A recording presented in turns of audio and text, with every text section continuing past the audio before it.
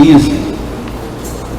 E daqui a 2 dias estará começando o 8º Encontro Mundial de Magnetizadores Espíritas, que vai acontecer neste final de semana em Goiânia, Goiás.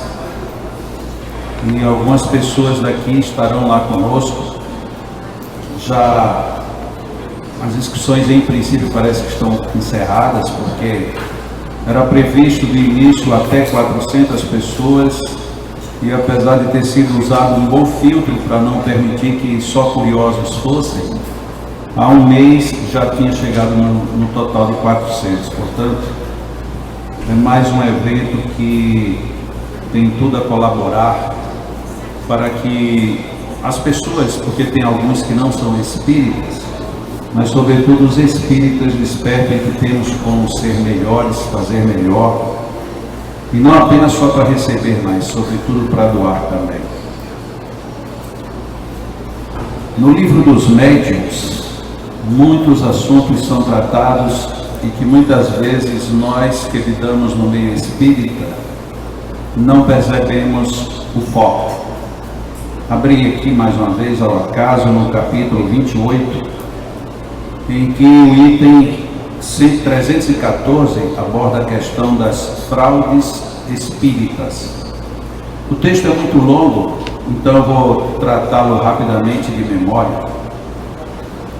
Allan Kardec, ele era de fato um indivíduo extremamente sério, honesto e destemido, porque quando ele estava ainda no meado da qualificação espírita, ao contrário dos espíritas de hoje, ele teve a ousadia de fazer uma publicação dizendo quais eram obras consideradas espíritas, e ainda as subdividiu em obras filosóficas, obras científicas, obras de romance e obras de arte espírita. Logo em seguida ele relata uma série de obras não espíritas mais interessantes. E depois, corajosamente, ele diz: e estas são obras contra o espiritismo, mas que os espíritas deveriam conhecer para poder saber quais são as opiniões acerca desta nova doutrina. Então isso mostra o quanto ele é corajoso, porque dificilmente a gente apresenta as armas do inimigo, e ele as coloca de forma bem aberta, para que depois nós não aleguemos desconhecimento de causa. E se não bastasse isso, nas suas obras, e aqui fica bem mais patente no livro dos médiuns, Allan Kardec chama a atenção para as fraudes. E aí ele não diz as fraudes dos outros, ele fala das fraudes espíritas. Portanto, ele não tinha nenhum receio de que alguém tivesse qualquer dedução em cima do espiritismo e que isso tivesse sido omitido. Ao contrário, ele abre, escancara mesmo que há essas possibilidades, que elas muitas vezes são utilizadas e que por isso mesmo deveríamos estar bem atentos. Dentro das fraudes espíritas, ele fala inclusive das falsas mensagens que hoje parece que se multiplicam a mancheias. Vemos, sabemos, recebemos, ouvimos mensagens que são verdadeiras peças de ridículo, e muitos espíritas simplesmente as aceitam e, pior ainda, as divulgam como sendo obras de cunho sério. Infelizmente, Allan Kardec dedicou um capítulo inteiro chamado Da Identidade dos Espíritos, neste mesmo livro, que é o capítulo 24, em que ele lança um verdadeiro propósito de como avaliarmos o teor das mensagens, sejam elas quais forem, venham por quem vierem. Mas nós espíritas somos profundamente acomodados e preferimos pensar: mas quem foi que recebeu e de onde veio e quem que assina? Se veio de alguém que a gente desconfia, a mensagem perde o valor. Se veio de uma assinatura, a gente já não quer saber por quem veio. E se faz sentido ou não, nós nos dizemos: bom, mas a responsabilidade não é minha. Na verdade, tudo que nos cai à mão nos diz também o nível de nossa responsabilidade. Eu poderia muito bem aqui pegar alguns autores e sair dizendo: o espírita, o meio espírita, os espíritos são assim, fazem assim, estão dessa forma. E poderia ao final dizer, de acordo com o livro tal. Mas isto não vai me isentar da responsabilidade de antes ter analisado o que eu estou dizendo. Porque não é do fato de estar escrito que alguma coisa é ou não valorizada. Tem tantas coisas escritas que não têm valor nenhum, e tem tantas coisas que às vezes a gente nem atribui tanto valor e que entretanto estão cheias de valores éticos, morais ou no mínimo de geração de boas reflexões para nós. Mas nós nos impressionamos muito com o impacto, seja ele visual, seja ele de atores. Recentemente eu conversava com os meus 2 filhos, George e Sofia, que têm 8 anos de idade, e estávamos no Evangelho no Lar, e numa dada altura, por algum motivo, surgiu uma palavra no texto que a gente estava lendo, uma palavra bem estranha, pouco usual.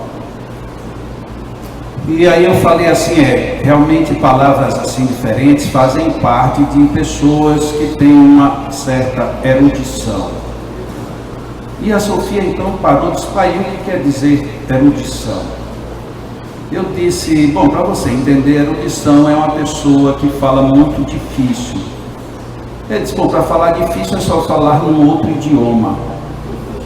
Eu digo: não, mas se falar num outro idioma, a pessoa do outro idioma, se não for difícil, ela vai entender facilmente. Ele disse: então como é que é falar difícil? E ali na hora de improviso eu disse: imagine, nós estamos aqui no Evangelho e de repente eu começar a dizer assim, da maneira como nós podemos exarar de tudo isto que foi lido, os nossos sentidos de apreensão rebuscados nos escaninhos da memória, percorrendo os caminhos das sinapses, os axônios fazendo más conexões e nos propiciando, portanto, uma compreensão inatingível. Eu disse: pai, eu não entendi nada do que o senhor falou. Eu digo: pois é, isso é falar difícil. E ela disse: mas por que as pessoas falam difíceis? Algumas porque gostam, outras porque querem parecer que gostam, e outras não conseguem entender-se nem a si mesmas, porque elas começam a colocar tantas adjetivações que no meio ela não sabe mais onde entrou uma vírgula, um ponto e vírgula ou um ponto final. Ele disse: pai, então deixa esse negócio, como é mesmo o nome, isso é erudição, deixa esse negócio para lá. Muito bem. Só que a doutrina espírita, ela não traz tanta erudição desse jeito, mas a gente quer, de alguma forma, falar diferente. Tem muita gente que briga com a expressão fulano desencarnou, fulano morreu, mas se você é espírita, você tem que dizer desencarnou. Por quê? Porque aí a pessoa sabe que você é espírita. Não, para ela saber que eu sou espírita, basta eu ter um comportamento espírita. Mas é mais difícil a pessoa perceber. Eu digo: quer dizer, então, se eu disser morrer, não, se eu disser morrer, ninguém vai saber que você é espírita. Eu disse: isso é a mesma coisa daquela situação. Você reza o Pai Nosso e aí no final você diz assim seja, para dizer que é espírita. Porque se você disser amém, você é católico. E se você disser Oxalá, mas Oxalá é diferente. Não, é a mesma coisa. Tudo quer dizer absolutamente a mesma coisa. Mas quem foi que estabeleceu que Oxalá é uma expressão não espírita? Ela nem é espírita, nem não é não espírita, como amém, como assim seja, ou que seja. Eu particularmente uso muito a expressão amém. E noto que muita gente toma um susto. Jacó, Deus te abençoe. Eu digo amém. E eu digo amém assim, bem acentuado. E a pessoa toma um susto, mas é proibido eu dizer amém. E o que quer dizer amém? Amém quer dizer assim seja. Eu no começo, quando eu era mais jovem e mais petulante, portanto, eu dizia Oxalá. E dizia já esperando a cara feia das pessoas. Jacó, Deus te abençoe. Eu digo Oxalá. Mas então você é o que? Espírita. Mas e o que quer dizer Oxalá? Quer dizer assim seja. Então nós ficamos às vezes na aparência e perdemos totalmente o sentido. O que é, afinal de contas, a essência do bom espírita, a essência da coisa boa espírita?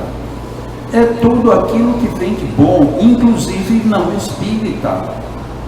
Hoje em dia a gente divide muito, isso é uma música espírita. E o que é uma música espírita? Uma música espírita é uma música que foi ditada por um espírito. Sim, se o espírito for da pá virada, como é que fica? Não, mas é uma música que veio de forma mediúnica. E se o médium for da pá virada? Não, mas é uma música que tem um sentido moral elevado. Ah, se é uma música que tem sentido, tem moral elevado, então pouco importa quem escreveu, quem compôs. Mas aí a gente fica discutindo. A primeira vez que o Vansan esteve aqui em Natal, participando do Café Cultural, nós o levamos a algumas casas espíritas.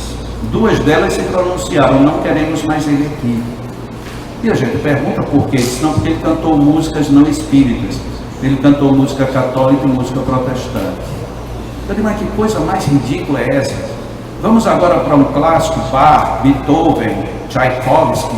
Nada disso também é música espírita, pois não? Naquela época não havia espiritismo. E aí, não, é proibido se tocar essa música? E veja como a gente, de repente, fica numa situação de compressão desnecessária. Nós deveríamos perceber o que é essencial. O que é essencial é bom, venha de onde vier. E o que não é essencial, venha de onde vier, está ruim. Quantas vezes a gente recebeu informações como espíritas e que não eram nada espíritas? Tem delas lá que até hoje vivem brigando na nossa mente, nas nossas emoções. Só para citar um exemplo, a questão das crianças índigos, criança cristal, isso de repente surgiu como sendo uma teoria espírita, e de espírita isso não tem absolutamente nada, ao contrário. A história das crianças índigos surgiu de uma senhora norte-americana que ela é tida pelos seus pares como uma doida, como uma esquizofrênica. E ela lançou uma teoria estranha que alguém absorveu e distribuiu como sendo uma teoria espírita.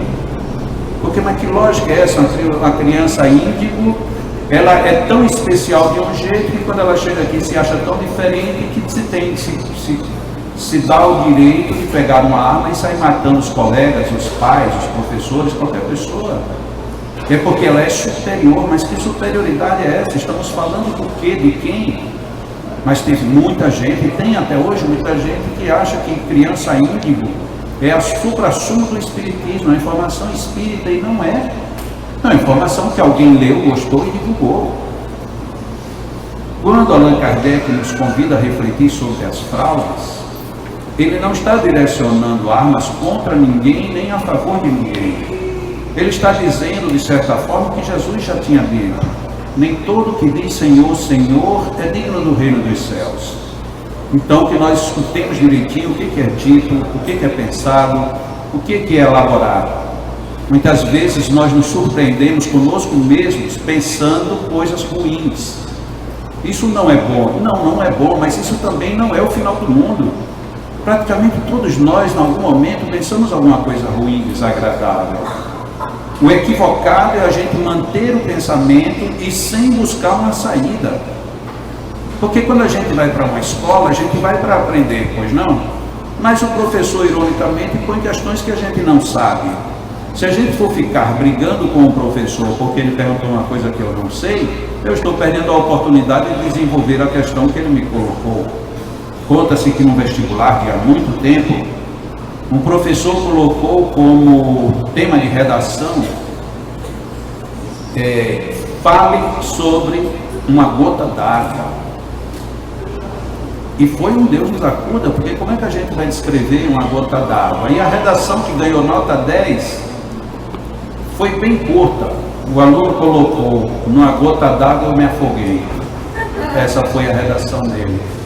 Uma redação inquestionável, perfeitamente correta.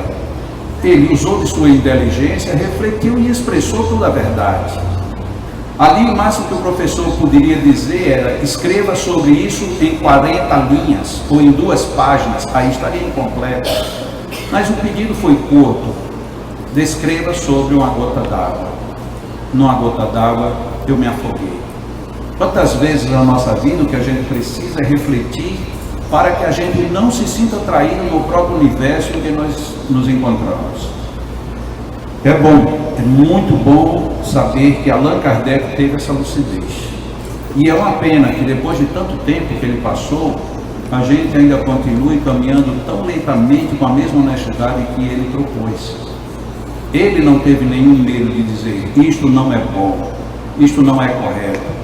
Quem teve a oportunidade de ler ou mesmo folhear a revista Espírita, são 12 volumes, encontra ele sendo de uma honestidade tão ímpar que ele escreve, ele transcreve integralmente os artigos que eram publicados contra o Espiritismo. Eles transcrevem, ele poderia muito bem dizer: alguém escreveu e esse alguém está errado nisso ou naquilo. Ao contrário, ele transcreve e depois de transcrito, ele rebate apenas o foco. Ele não entra na questiúncula de ficar discutindo coisas menores. Ele diz: o amigo está equivocado por isto. Isto daqui a sua argumentação não justifica. E isto daqui é a causa, é a razão, é o princípio em que se estabelece determinado ponto do Espiritismo. E ele mesmo não tinha nenhum receio. Se um dia ficar evidenciado que nós estamos em erro, abandonaremos o nosso ponto e seguiremos com o acerto da ciência. E já tivemos a oportunidade de rever alguns pontos. Lógico que os tradicionais, os conservadores e os acomodados ficam totalmente impacientes. Mas é preciso que sejamos honestos.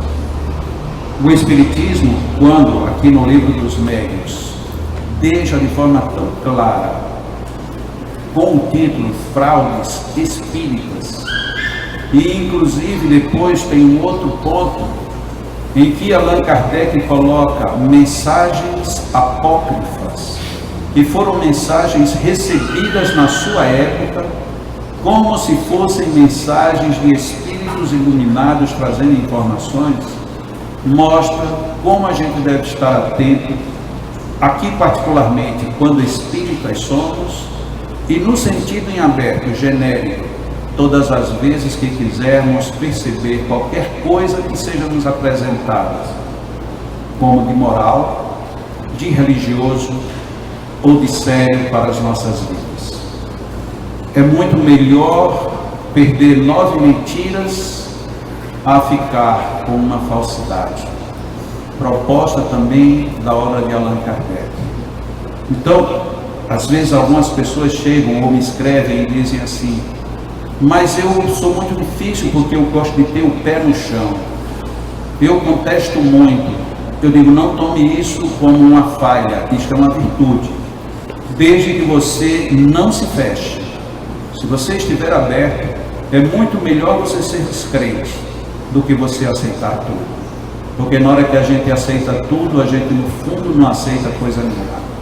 Na hora que a gente engole qualquer coisa, a gente inevitavelmente vai se engasgar e vai passar mal com aquilo que passou.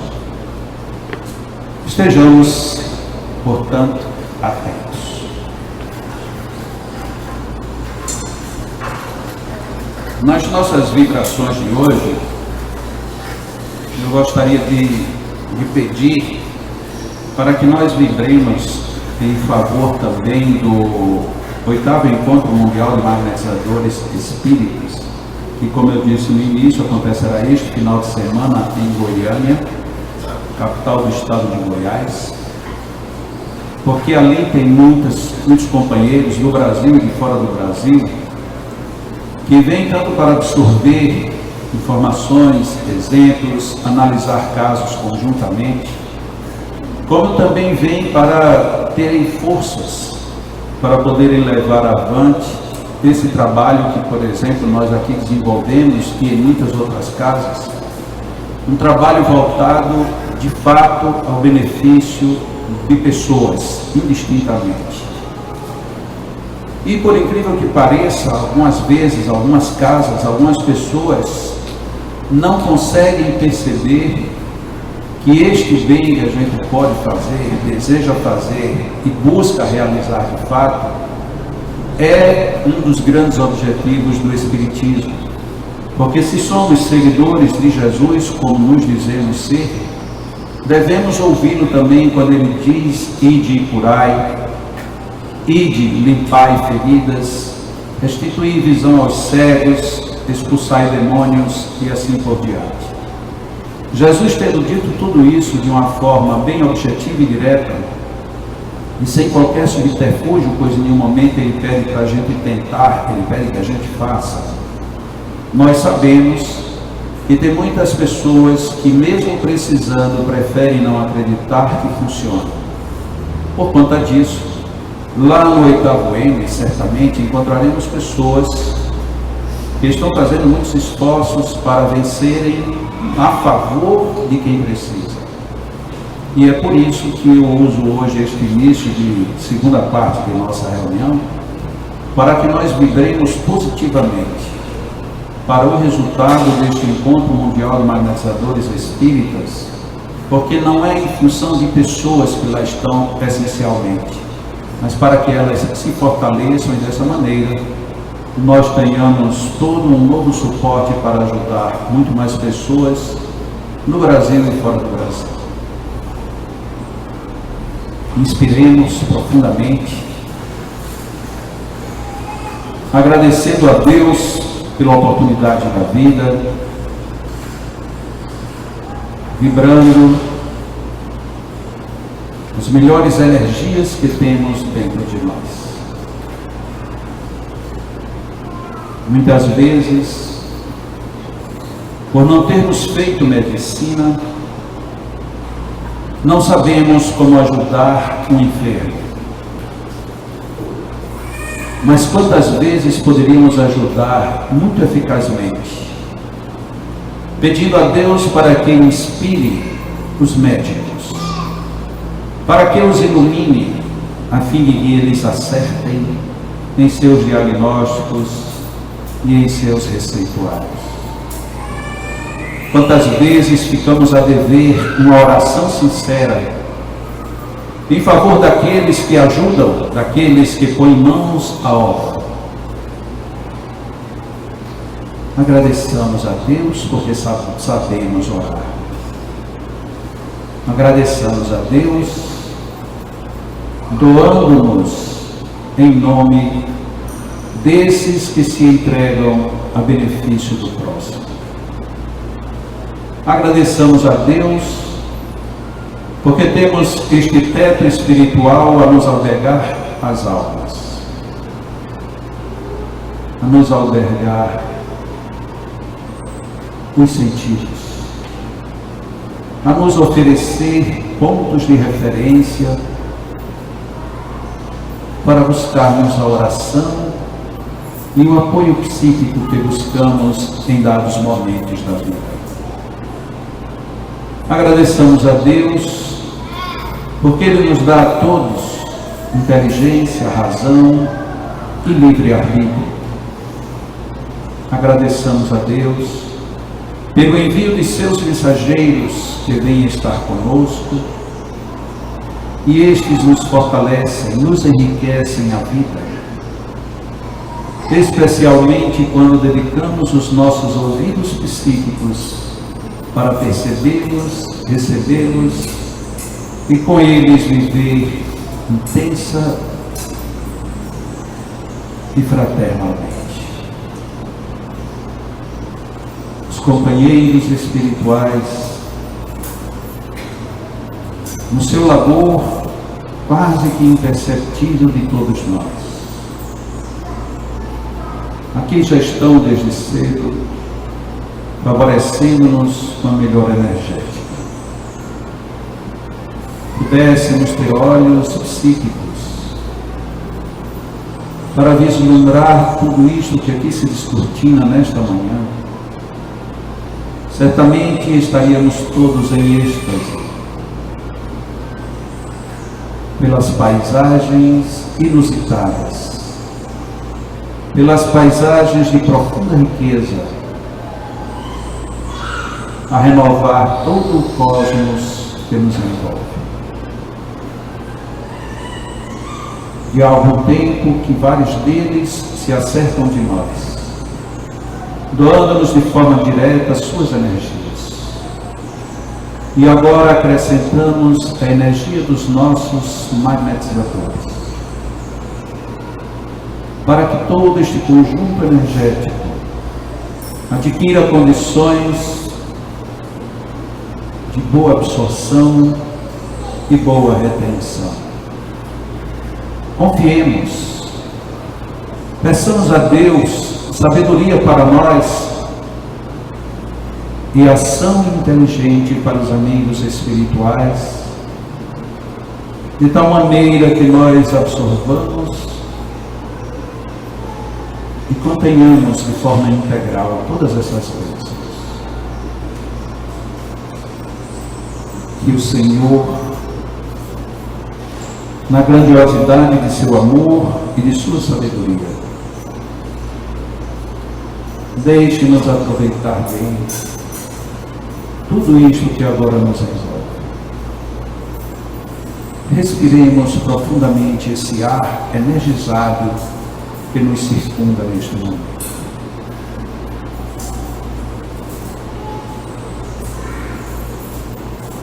Inspiremos profundamente e devolvamos a natureza com a nossa gratidão.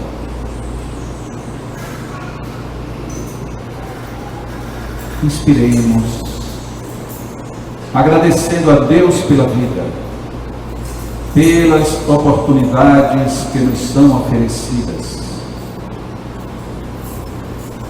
pelo amor que consegue transpor todas as barreiras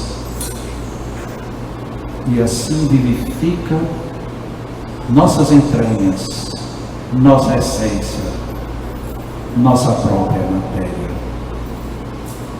Inspiremos. Deixemos-nos envolver por este clima